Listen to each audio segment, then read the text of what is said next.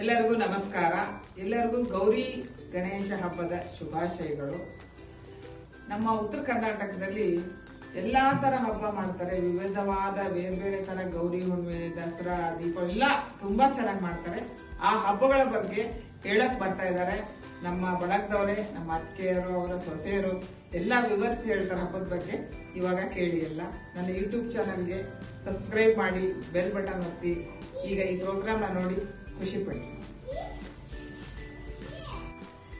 ಎಲ್ಲರಿಗೂ ನಮಸ್ಕಾರ. ನನ್ನ ಹೆಸರು ಅನುಪಮ ವರುಣ್ ಪುರಾಣಿಕ್ ಮಠ್. ನಮ್ಮ ಊರು ಲಕ್ಷ್ಮೇಶ್ವರ. ನಾವು ಉತ್ತರ ಕರ್ನಾಟಕದವರು. ನಮ್ಮ ಉತ್ತರ ಕರ್ನಾಟಕದಲ್ಲಿ ಸೀಗೆ ಹುಣ್ಣಿಮೆ ಹಬ್ಬನ ಹೇಗೆ ಆಚರಣೆ ಮಾಡ್ತಾರೆ ಅಂತ ನಾನು ವಿವರಿಸಕ್ಕೆ ಬಯಸ್ತಾ ಇದ್ದೀನಿ. ಸೀಗೆ ಹುಣ್ಣಿಮೆ ಹಬ್ಬನ ಉತ್ತರ ಕರ್ನಾಟಕದಲ್ಲಿ ರೈತರು ಒಂದು ಕಾಳನ್ನ ಬಿತ್ತಿ ಹಲವಾರು ಕಾಳನ್ನ ಫಸಲು ತೆಗೆದುಕೊಳ್ಳುವಂತಹ ಭೂಮಿ ತಾಯಿಗೆ ಆರಾಧನೆ ಮಾಡುತ್ತಾ ಕೃತಜ್ಞತೆನ ಹೇಳುವ ಈ ಹಬ್ಬನ ಸೀಗೆ ಹುಣ್ಣಿಮೆ ಅಂತ ಕರೀತಾರೆ. ಸೀಗೆ ಹುಣ್ಣಿಮೆ ಹಬ್ಬದಲ್ಲಿ ರೈತರು ಬಿದಿರಿನ ಬುಟ್ಟಿಯಲ್ಲಿ ರೊಟ್ಟಿ, ಪುಂಡಿ ಪಲ್ಯ, ಉಂಡ್ಗಡುಬು, ಚೋಳಿಕಾಯಿ ಪಲ್ಯ, ಪುಂಡಿ ಪಲ್ಯ ಮತ್ತೆ ಬುತ್ತಿ ಎಲ್ಲದನ್ನು ತಗೊಂಡು ಭೂಮಿ ತಾಯಿಗೆ ಸಮರ್ಪಣೆ ಮಾಡ್ತಾರೆ. ಹೇಗೆ ಒಂದು ಹೆಣ್ಣು ಸೀಮಂತದಲ್ಲಿ ಅವಳಿಗೆ ಇಷ್ಟಾದಂತಹ ಎಲ್ಲ ಖಾದ್ಯನ ಹೇಗೆ ಕೊಟ್ಟ ಅವಳ ಬೈಕೆನ ಪೂರ್ಣ ಮಾಡ್ತಾರೆ, ಹಾಗೆ ರೈತರು ಭೂಮಿ ತಾಯಿಗೂ ಕೂಡ ಎಲ್ಲ ತರದ ಖಾದ್ಯಗಳನ್ನ ಅರ್ಪಿಸುವ ಒಂದು ಹಬ್ಬನ ಸೀಗೆ ಹುಣ್ಣಿಮೆ ಅಂತ ಹೇಳ್ತಾರೆ. ಸೀಗೆ ಹುಣ್ಣಿಮೆಯಲ್ಲಿ ಪಾಂಡವರನ್ನ ಇಟ್ಟು ಪೂಜೆ ಮಾಡೋದು ಒಂದು ವಿಶಿಷ್ಟವಾಗಿದೆ ಮತ್ತು ಅಲ್ಲಿ ಚರಗಾರ ಕೂಡ ಚಲ್ತಾರೆ. ಹೀಗೆ ಭೂಮಿ ತಾಯಿಯನ್ನ ಸಂತೃಪ್ತಪಡಿಸುವಂತಹ ಹಬ್ಬನ ಸೀಗೆ ಹುಣ್ಣಿಮೆ ಹಬ್ಬ ಅಂತ ಕರೀತಾರೆ. ಧನ್ಯವಾದಗಳು. ಎಲ್ಲರಿಗೂ ನಮಸ್ಕಾರ. ನಾನು ಉತ್ತರ ಕರ್ನಾಟಕದ ಗದಗ ಜಿಲ್ಲೆಯ ಲಕ್ಷ್ಮೀಶ್ವರದವರು. ನನ್ನ ಹೆಸರು ಪರಮೇಶ್ವರಿ ವಾಗೀಶ್ ಪುರಾಣಿಕ್ ಮಠ. ನಾನು ಉತ್ತರ ಕರ್ನಾಟಕದ ದೀಪಾವಳಿ ಹಬ್ಬದ ಬಗ್ಗೆ ಹೇಳುತ್ತೇನೆ. ದೀಪಾವಳಿ ಹಬ್ಬನ ನಾವು ಉತ್ತರ ಕರ್ನಾಟಕದ 4 ದಿವಸ ಆಚರಿಸ್ತೇವೆ. ಒಂದು ದಿವಸ ನೀರು ತುಂಬ ಹಬ್ಬ ಮಾಡ್ತೇವೆ. ಒಲಿ ಎಲ್ಲ ಪೂಜೆ ಮಾಡಿ ನೀರು ಕಾಸಿ ಅದ ನೀರನ್ನು ನಾವು ಮರುದಿವಸ ಸ್ನಾನ ಮಾಡ್ತೇವೆ, ತಲೆ ಸ್ನಾನ. ಆ ನಂತರ ನಾವು ಮತ್ತೆ ಇನ್ನೊಂದು ದಿವಸ ನಾವು ಅಮಾಸಿ ಒಂದು ಮಾಡ್ತೇವಿ. ಆಮೇಲೆ ಪಾಡ್ಯ ಮಾಡ್ತೇವಿ. ಅವಾಗ ನಾವೇನು ಲಕ್ಷ್ಮೀ ಪೂಜೆ ಮಾಡ್ತೇವಿ. ಅಮಾಸಿ ದಿವಸ ಪಾಡ್ಯ ದಿವಸ ನಾವು ಆಕಾಶ ಸಗಣಿ ಅಥವಾ ಎತ್ತಿನ ಸಗಣಿಯನ್ನು ತಂದು ಅದನ್ನ ಪೂಜೆ ಮಾಡಿ ಅದಕ್ಕೆ ಕಡುಬು, ಕರ್ಗೇಡುಬು, ಒಡಿ ಎಲ್ಲ ಎಡಿ ಮಾಡಿ ಎಲ್ಲರೂ ಅಂಗಡಿ ಪೂಜೆ ಮಾಡ್ತೇವಿ. ವಿಜೃಂಭಣೆ. ನಮಸ್ಕಾರ ಎಲ್ಲರಿಗೂ. ನನ್ನ ಹೆಸರು ಅನುಶ್ರೀ ಕಿರಣ್ ಪುರಾಣಿಕ್ ಮಠ್. ನಾನಿವತ್ತು ಹೇಳ್ತಿರೋ ಹಬ್ಬ ಗೌರಿ ಹುಣ್ಣಿಮೆ. ಗೌರಿ ಹುಣ್ಣಿಮೆ ಹಬ್ಬ ಉತ್ತರ ಕರ್ನಾಟಕದಲ್ಲಿ ಪ್ರತಿ ಮನೆ ಹೆಣ್ಮಕ್ಳು ಆಚರಣೆ ಮಾಡ್ತಾರೆ. ಇಲ್ಲಿ ಗೌರಿ ಹುಣ್ಣಿಮೆ ಹಬ್ಬದ ದಿನ ಪ್ರತಿ ಹೆಣ್ಮಕ್ಳು ಗೌರಿ ಗುಡಿಗೆ ಹೋಗಿ ಸಕ್ರೆ ಗೊಂಬೆ ಅಂದ್ರೆ ಸಕ್ಕರೆ ಆರತಿಯನ್ನ ಗೌರಿಗೆ ಬೆಳಗಿ ಗೌರಿ ಗೌರಿ ಗಾನ ಗೌರಿ ಅಂತ ಹಾಡು ಹೇಳ್ಕೋತಾ ದಂಡಿ ಹಾಕೊಂಡು ಗೌರಿ ಗುಡಿಗೆ ಹೋಗಿ ಆರತಿ ಬೆಳಗಿ ಪ್ರತಿ ಹೆಣ್ಮಕ್ಳು ಈ ಹಬ್ಬನ ತುಂಬಾ ವಿಜೃಂಭಣೆಯಿಂದ ಆಚರಣೆ ಮಾಡ್ತಾರೆ. ಅಲಂಕಾರ ಮಾಡ್ಕೊಂಡು ಹೋಗ್ತಾರೆ. ಪುಟ್ ಪುಟ್ ಮಕ್ಕಳನ್ನು ದಂಡಿ ಹಾಕೊಂಡು ಹೋಗ್ತಾರೆ. ಇದು ಈ ಕಡೆ ಉತ್ತರ ಕರ್ನಾಟಕದಲ್ಲಿರುವ ಆಚರಣೆ ಮಾಡುವ ಗೌರಿ ಹಬ್ಬ. ಇಷ್ಟೇ ನನ್ನ ಮಾತು. ಎಲ್ಲರಿಗೂ ಗೌರಿ ಗಣೇಶ ಹಬ್ಬದ ಶುಭಾಶಯಗಳು. ಗಣೇಶ ಹಬ್ಬವು ಪ್ರತಿ ವರ್ಷ ಭಾರತದಲ್ಲಿ ಎಲ್ಲರೂ ಆಚರಣೆಯನ್ನ ಮಾಡ್ತಾರೆ.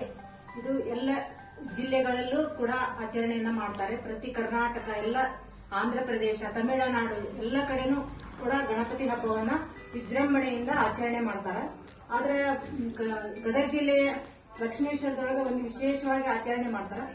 ಅದು ಗಣಪತಿಯ ಮೊದಲನೇ ದಿನ ಅಳ್ಳಿಟ್ಟು ಮತ್ತೆ ಶಾವಿಗೆ ಪಾಯಸ, ಕಡಲೆಕಾಳು ಪಲ್ಯ ಈ ತರ ಎಲ್ಲ ಮಾಡ್ತಾರ. ಮರುದಿವಸ ಇಲಿಯನ್ನ ತಂದು ಅದಕ್ಕೆ ಕರಿಗಡುಬು, ವಡಿ ಈ ತರ ಎಲ್ಲ ಖಾದ್ಯಗಳನ್ನ ಮಾಡಿ ಗಣೇಶ ಚತುರ್ಥಿಯನ್ನ ಆಚರಣೆ ಮಾಡ್ತಾರ. ಅದು ಒಬ್ರು ಮೊದಲನೇ ದಿನ ಗಣಪತಿಯನ್ನು ಕಳಿಸಿದ್ರೆ ಒಬ್ರು 5 ದಿವಸಕ್ಕೆ ಕಳಿಸ್ತಾರ, ಒಬ್ರು 9 ದಿವಸಕ್ಕೆ, 21 ದಿವಸಕ್ಕೆ. ಲಕ್ಷ್ಮೇಶ್ವರದಲ್ಲಿ ಜಾಸ್ತಿ ದಸರಾ ದಿನಾನೇ ಗಣಪತಿಯನ್ನ ಕಳಿಸ್ತಾರ. ಇಷ್ಟು ಹೇಳಿ ನನ್ನ 2 ಮಾತುಗಳನ್ನು ಮುಗಿಸುತ್ತೇನೆ. ನಾನು ಉತ್ತರ ಕರ್ನಾಟಕದವಳು. ನಾನು ನಾಗರ ಪಂಚಮಿಯ ವಿಶೇಷವಾಗಿ ಹೇಳಲು ಬಂದಿದ್ದೇನೆ.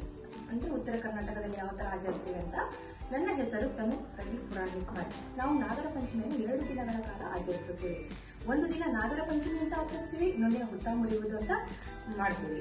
ಇನ್ನೊಂದಿನ ನಾಗರ ಪಂಚಮಿ ದಿನ ಏನ್ ಮಾಡ್ತೇವೆ ಅಂದ್ರೆ ಅಳ್ಳಿಟ್ಟು ಕಾಳು ಪಲ್ಯನ ಮಾಡ್ತೇವೆ.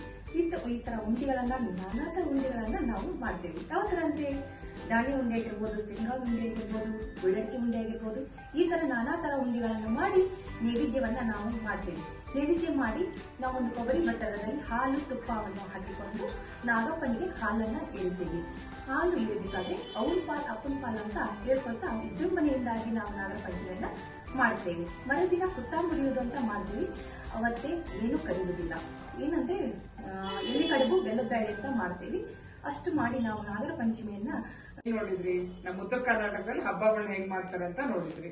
ಇವಾಗ ನಮ್ಮ ಉತ್ತರ ಕರ್ನಾಟಕ ಕಡೆ ನಾವ್ ಹೇಳ್ತೀವಿ, ನಮ್ ಕಡೆ ಎಲ್ಲ ಯಜಮಾನ್ರ ಹೆಸರು ಹೇಳಿದ ತಕ್ಷಣ ಹಸುನ ಒಂದ್ ಗಂಡನ ಹೆಸರು ಹೇಳ್ಬಿಡ್ತೀವಿ. ಇಲ್ಲಿ ಹಂಗಲ್ಲ, ಒಡಕ್ ಬಿಟ್ಟೆ ಗಂಡನ ಹೆಸರು ಹೇಳ್ತಾರೆ.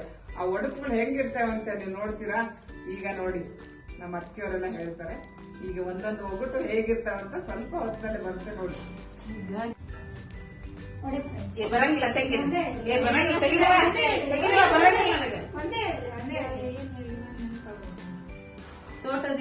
ತೋಟದಲ್ಲಿರುವುದು ಬಾಳೆಯ ಸೊಸಿ.